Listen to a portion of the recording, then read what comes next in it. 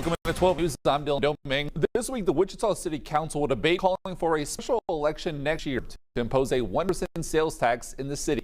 The sales tax request was made by Wichita Forward, a nonprofit aimed at revitalization projects, public safety, and tax relief.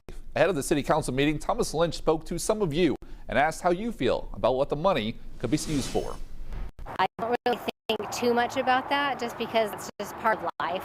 To overcome a future budget shortfall, Wichita Forward, a nonprofit organization, wants to implement a 1% sales tax for the city of Wichita. The cost of living here is, generally speaking, compared to the North Texas, is a lot cheaper, but it does start adding up.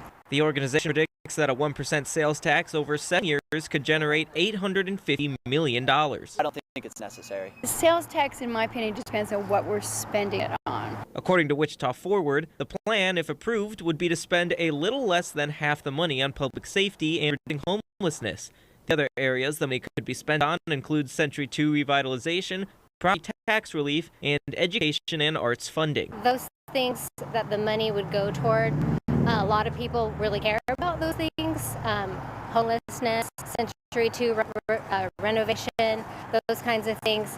But I'd rather know a little bit more details first before I just say, yeah, that's okay, I'll pay that. But some say that this increase will change their purchasing patterns. Energy's going up, the water bills are going up, everything's going up, so it just all adds up. When I pay, it's something that has to be there, so it's not going to buy less food, but it might change the quality of the food that I buy. Wichita Forward's plan also includes a citizen oversight committee, a promise to voters that the money is spent as planned. I think there's ways that the government could improve itself before it puts that burden on the burden of its inefficiencies on the citizens. I would rather than a full 1%, like more of a 0.5% and we taper it, especially since we're still working on getting things. People are still struggling to buy a home, to get rent, all those things. In Wichita, Thomas Lynch, 12 News.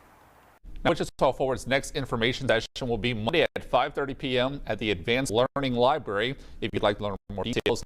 Now, if the City Council votes to send this to a special election, that election would be in March of next year.